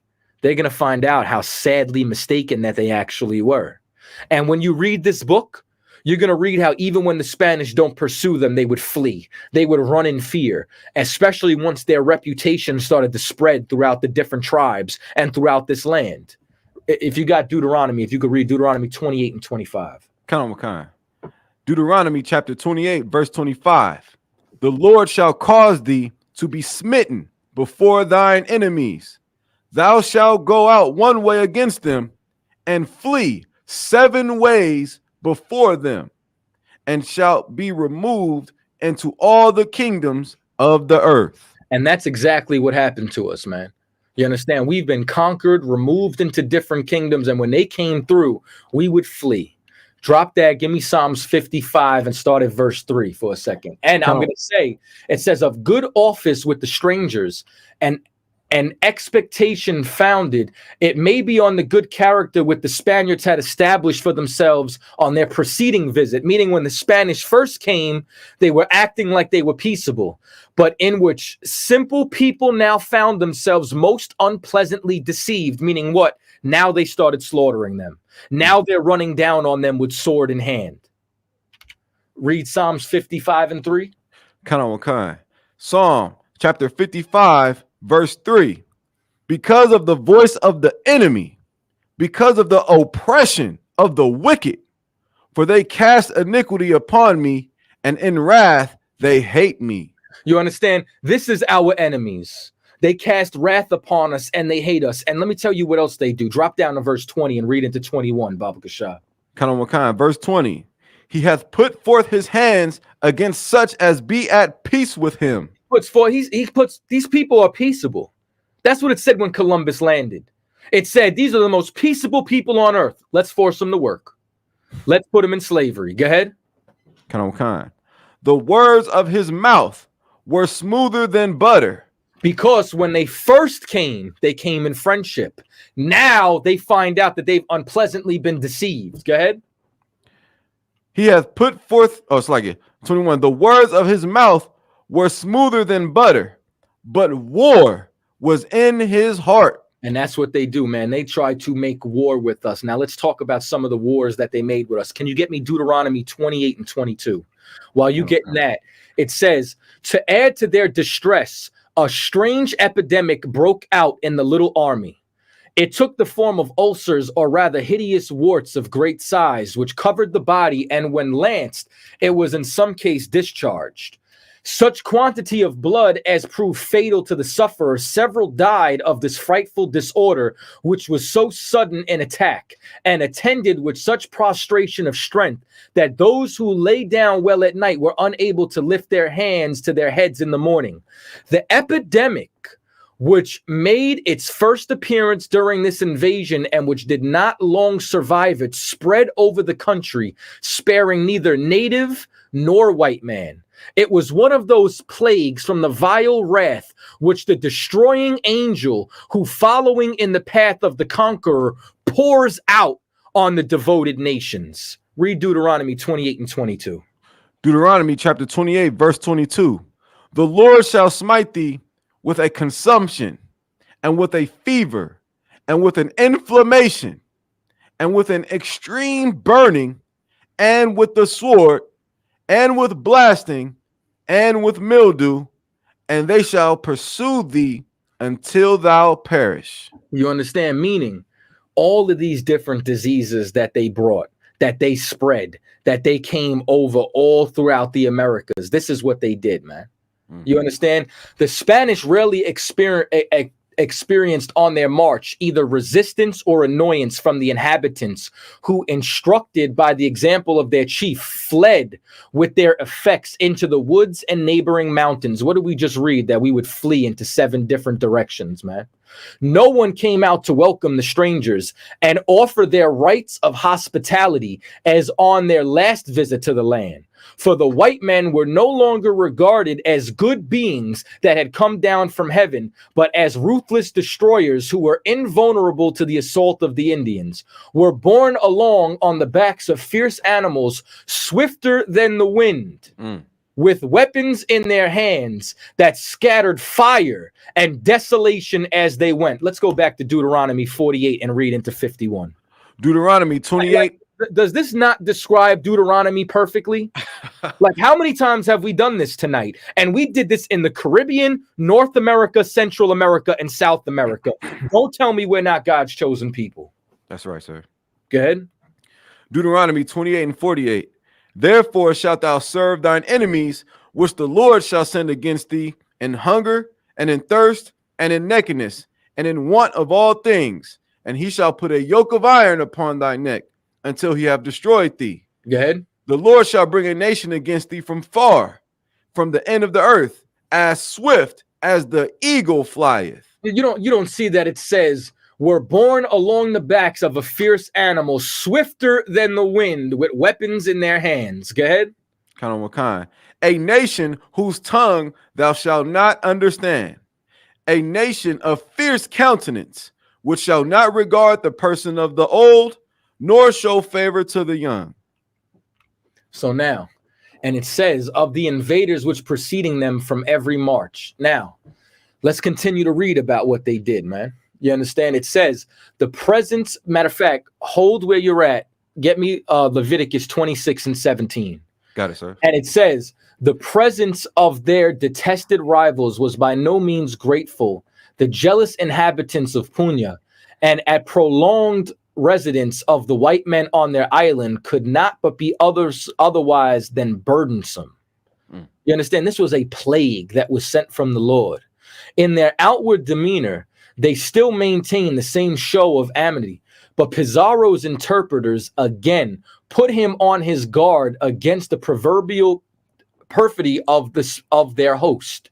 With his suspicions thus aroused, the Spanish commander was informed that a number of his chiefs had met together to deliberate on a plan of insurrection. Not caring to wait for the springing of the mine, he surrounded the place of meeting with his soldiers and made prisoners of the suspecting chieftains. According to one authority, they confessed their guilt. This is by no means certain, nor is it certain that they meditated an insurrection. Yet, the fact is not improbable in itself, though it derives little addition probability from the assertion of the hostile interpreters, meaning that the interpreters was saying this, you know what I'm saying? Meaning that they were hostile against the Indians. They hated the Indians.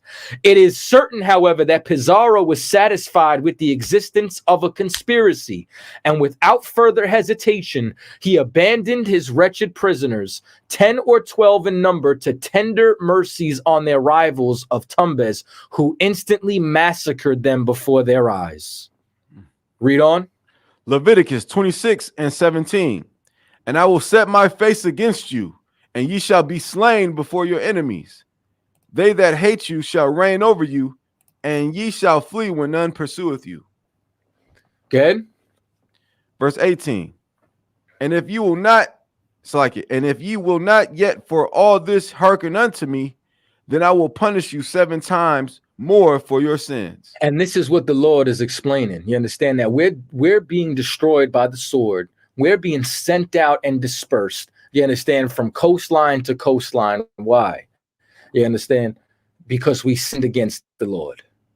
And it says, the hearts, if not the native again, meaning that they closed their hearts, exhausted by the fatigue of travel and disease, and grievously disappointed at the poverty of the land, which now offered no compensation for their toils, to the soldiers of Pizarro cursed the hour in which they had enlisted under his standard. Because what did we read earlier? The same thing that they did in the Caribbean, the same thing that they did all throughout. They destroyed our land that used to yield fruit. And they did this, and it says, under his standard, and the men of Nicaragua in particular say that the old chronicler, calling to mind their pleasant quarter in the luxurious land, sighed only to return to their Hamatian paradise. Meaning what? They destroyed the land. We couldn't eat of the fruit of it anymore. It became barren and desolate, man. Now, reading on a little more. This says that the blood stay pure. It says Negroes, according to her book in 2013, that the blood stay pure. The term origins that can be traced to medieval Italy, where it's classified of a skin color, not race. Additionally, Europeans often referred to indigenous populations of their communities as Negroes. The Portuguese colony of Brazil, Indians were called Negros de la Terra, meaning Negroes of the land. This is why I turned around and told you we're Negro only. Right. Because the Indians and the natives, you understand, are Negroes. This is what they were called. It wasn't about a racial distinction. Like, the problem is y'all got too much Johann Blumenbacher in y'all. The problem is, in your mind, this is what y'all think. Y'all think that everybody's broken down into Negroid, Mongoloid, and Caucasoid, when the first thing that was broken down was Shem, Ham, and Japhet. Those are the first three distinctions. Then from there, it breaks up into 17 different nations. The problem is, once again, white supremacy has polluted your minds. So now,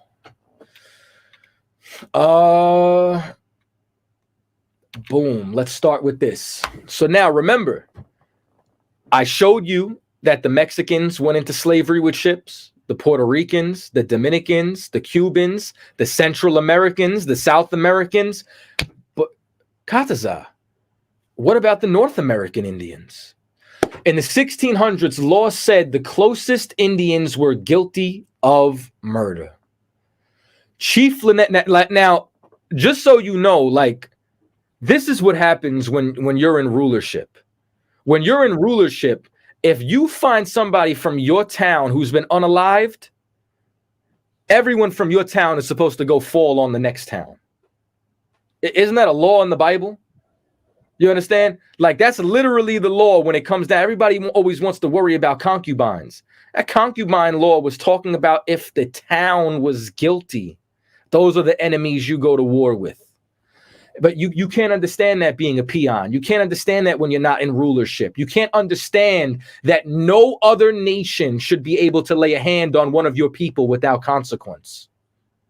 And it says, Chief Lynette Alston of the Nottawa Indian tribe of Virginia discussed Native American traditions, culture, identity at the conference. Alston shared that in October of 1665, according to Henning statutes at large, the laws of Virginia, that if an Englishman was murdered, the closest Indian town would be held accountable for the crime. What else would they do? When authorities in 1680 assumed Nsuko had committed a murder, they all reenacted Henning's statute and ordered all children under 12 be endangered to the English as servants until the age of 24. And it says, they shall be transported beyond the sea to England or some of the islands, and there bound or sold for 7 years. Let's take it a step further. Transatlantic slave trade. Histories of the transatlantic slave trade typically focused on those enslaved in North American colonies and often overlooked its southern counterparts. Check this out. Yet, not unlike North America, slavery existed in South America even before African slave importation transformed the region's landscape. After Christopher Columbus's discovery of the Americas in 1942, much of South America was divided between the Spanish and the Portuguese with the treaties of Tordesillas in 1494. You understand now? When the Europeans arrived in South America, they enslaved the native inhabitants and used them as free labor force on their mines and the cotton, sugar, coffee, and tobacco plantations that were being developed. So whenever you see that post online, right, that turns around and says, when were Mexicans picking cotton? You understand? When were the South Americans picking cotton? Oh, yeah, well, it was about 200 years before they brought Judah over. You understand? That's when. Problem is, y'all don't know history. So now, let's keep going. This is a mural of the arrival of Cortez. You understand? So now, once again, we don't have photographs of any of these things. What we have is we have murals and paintings of descriptions of the atrocities that had taken place. Now, transatlantic slave trade. Native American slavery is a piece of history, is a piece of history of slavery that has been glossed over, says Lyndon D. Fisher, associate professor of history at Brown University. Between 1492 and 1880, between 2 and 5.5 million Native Americans were enslaved in the Americas, in addition to 12.5 million African slaves. While natives had been forced into slavery and servitude as early as 1636, it was not until King Philip's War that natives were enslaved in large numbers. Fisher writes in a study that in 1675 to 1676, war pitted Native American leader against King Philip, also known as Metacom, and his allies against the English colonial settlers. During the war, New England colonies routinely shipped Native Americans as slaves to Barbados, Bermuda, Jamaica, Azores, Spain, and Tangier in North Africa. Y'all see this? So y'all want to turn around and act as if the North American Indians don't fit the curses? How did I just prove that every single one of us went into Egypt again with ships? From the Mayans to the Taínos to the Arawaks to the Cubans to everybody. Somebody prove me wrong. That's what I really want. Like, instead of y'all just talking trash, why don't y'all come with your sources? Like, you know, I did this lecture. When did I do this lecture? Like 2018? Right, in Chicago. In Chicago, I think it was 2018, 1920, 1, 2, 3, 4. 6 years ago, I put out a challenge to refute any information. Nobody did nothing. Y'all didn't take one artifact. You didn't take one scholar. Nothing did you refute. I put 3 hours worth of material out there. You couldn't find 60 seconds? Oh, okay. Let's keep going. English authorities focused first on disarming natives, either by selling guns turned in by surrenderers or prohibiting them from bearing arms. Isn't this the same thing that they did with Judah? Right. Everything you're going to find out Judah went through, the natives went through. Everything the natives went through, Judah went through. And it says, Fisher writes, English communities objected to letting natives who surrendered simply go free, and housing and feeding surrendered Native Americans were simply sold into slavery, both overseas and with New England, or forced into servitude for limited terms within English household. In addition, Native communities were asked to pay an annual tribute of 5 shillings per male as an acknowledgement of their subjection to the government of Connecticut, according to the study.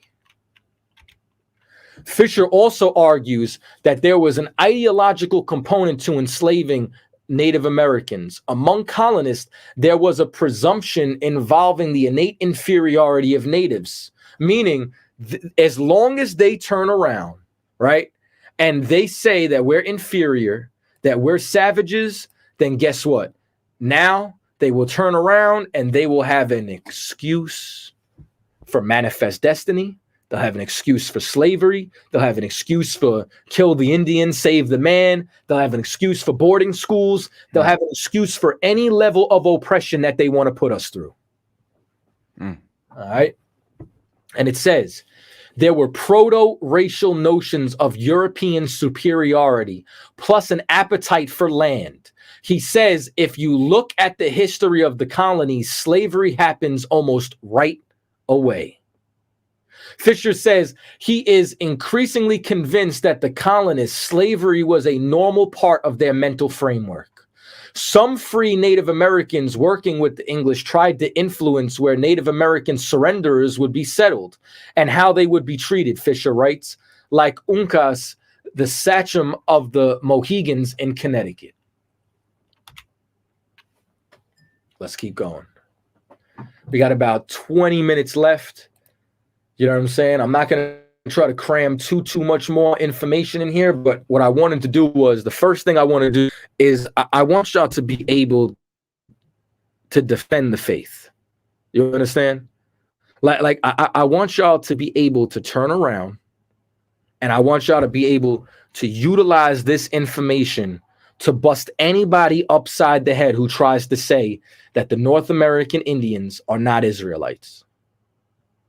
So now, just so y'all know too, eventually I'm gonna as time goes on, I'm gonna get into Judah, I'm gonna get into Benjamin, I'm gonna get into Levi. But the number one thing is that they have problems with colorism. You understand? They have problems with ignorance to history. So one of the arguments is that we do not fit the curses. Where? Tell me I'm lying. You understand? Find me something in the last hour and 40 minutes that I lied about. I bet y'all can't do it. So now, the shadow of native enslavement in New England extends into the 18th century and beyond, Fisher says. There are records of people petitioning for freedom in the 1740s who were descendants of the Native Americans first enslaved during King Philip's War. In the study, he writes, small legal loopholes and dishonest practices on the ground of ensuring that in many cases, limited term service turned into lifelong and even heritable slavery. Heritable, meaning your children as well. You understand? Like this is what blows my mind, right? Y'all remember that story of the brother who saw the white girl banging on the door, and he goes and busts the door open and frees her, and then says, "What's your name?" And then when he calls 911, 911 says, "Man, we thought she was unalive." And then they pull up and they find out that this cat held 3 people hostage inside of a basement, 2 women and 1 baby, and the baby was born in that basement. Let me ask you something, right? How many charges of kidnapping did he get charged with? You know? Sir. 3. 3 charges of kidnapping. But he only kidnapped 2 girls. Why did he get 3 charges? The child. Because they said the baby was born in captivity. Every Black, Latino, and Native Indian was born in captivity, and they can't see that. Every Black, Latino, and Native Indian is a child of this diaspora, of this colonization, of this oppression. You understand? It's literally been inherited, and they can't see that. And instead, they say things like, "Oh, you're lazy, this, that, XYZ." Instead, they continue to oppress us, push this propaganda, demoralize us, devalue ourselves, when this is what they've done. And they've been doing it since 1492. And this is what I'm trying to explain to you. I only grabbed small excerpts from each tribe. You get what I'm saying? Like if I was to sit here and go over all the accounts, all the hangings, every time they stuck dogs on us, every time there was a massacre or a slaughter, I could teach this class until Christ returns. That's the stacks, the making of books of this oppression. There is no end. This is just a small portion of the history. So now, and it says, a law passed the same year by Rhode Island General Assembly seemed on the surface to outlaw Indian slavery, but Fisher notes in practice that the other laws ensured that native surrenderers were disposed of for the benefit of the colony, with various terms of servitude. For the Native Americans, 5 years of age or younger, their servitude lasted until they were 30 years old. You understand? This is what they do in the prison system. Right. You know what I mean? Like, they make outrageous laws, you know what I'm saying, to have you there forever. Right. So now it says these enslavement practices permanently disrupted the lives, livelihood, and kinship network of thousands of Indians, Fisher writes, and sometimes slavery was simply given another name. I mean, you want to know another name for slavery? Prison industrial complex. You understand? Like this is what they've done. Slavery did not end. Slavery only became incorporated and sophisticated. So now we got about 14 minutes left. You had anything you wanted to add? I did have a precept if I could. Come on with it. Because you were bringing out how basically Native Americans and the Hispanic tribes, you know, so to speak, how they went into captivity and how the knowledge of them going on cargo slave ships is almost suppressed. Like, it's not general information. You don't really learn that. At least I didn't learn that in high school and middle school, that Native Americans and Arawak and Taino Indians and Carib Indians were a part of the slave trade, the transatlantic slave trade, going back to the 1400s. So I wanted to read this in Jeremiah 50:33.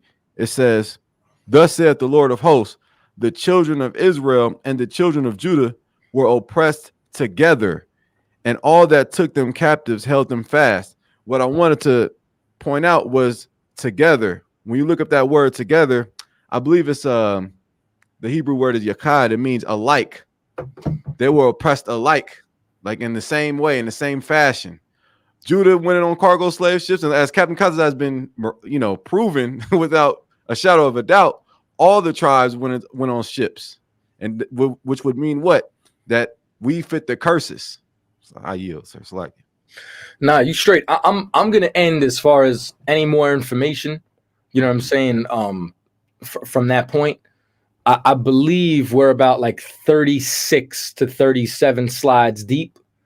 Let me see. Let me double check right now. Hold on, I'm gonna stop sharing up here. Hold on. Where are we at? Oh no, actually, we're pretty deep, bro. hey, we're like what? Damn, we made it through 55 slides. Yeah. That's pretty dope. I didn't think we were going to get through this much information. This is incredible. Amazing. Yeah. So just so y'all know, the next time that I do this breakdown is going to be on Tuesday. What I'm also going to do is, for anybody who's been watching on Captain Nazariak's, I should have did this earlier, but if any of you are watching on Captain Nazariak's channel, you know what I'm saying, what I need y'all to do is subscribe to our new channel. So we have a new Cross the Line channel where we're rebuilding. So if you want to be able to catch this, everybody over there, what I want y'all to do is click the link that I'm going to put in the chat right now and subscribe to this channel. I'm going to end the live on Captain Nazariak's channel. I appreciate all y'all who joined in. If you want to continue this live and if you want to see part 2 of this series next week, make sure you subscribe to that new channel.